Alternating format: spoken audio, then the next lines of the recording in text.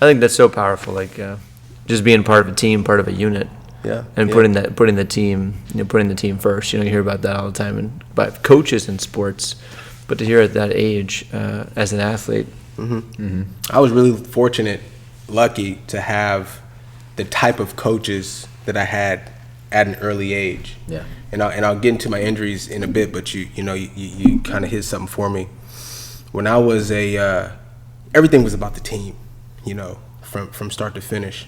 When I was a sophomore, and my sophomore year was the deciding year for me, saying, you know what, it's gonna be football, because I was torn. I loved baseball, but I stopped playing after my 8th grade year. That was my last year playing baseball, and I was so torn with basketball. Basketball, I still love basketball. That's why I do the charity basketball event with the alumni every year.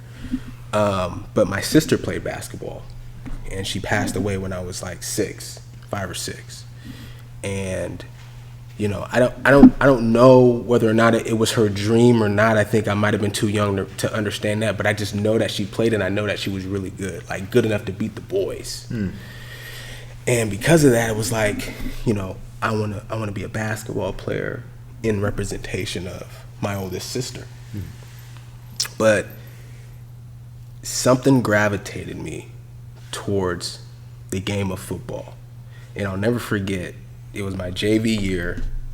We're playing against American High School. And at that time, that year, American High School was probably the second worst team in the division.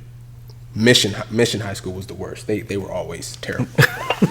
Always. You playing Mission, I was like, you knew you were gonna. They were going 0-10 like every year, maybe 1-9. And so we lose this game against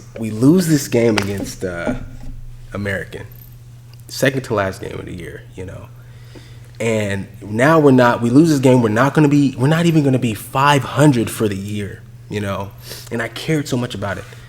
I remember after the game, going into the locker room, and I was fortunate to be able to be in leadership positions, captain, being voted captain, stuff.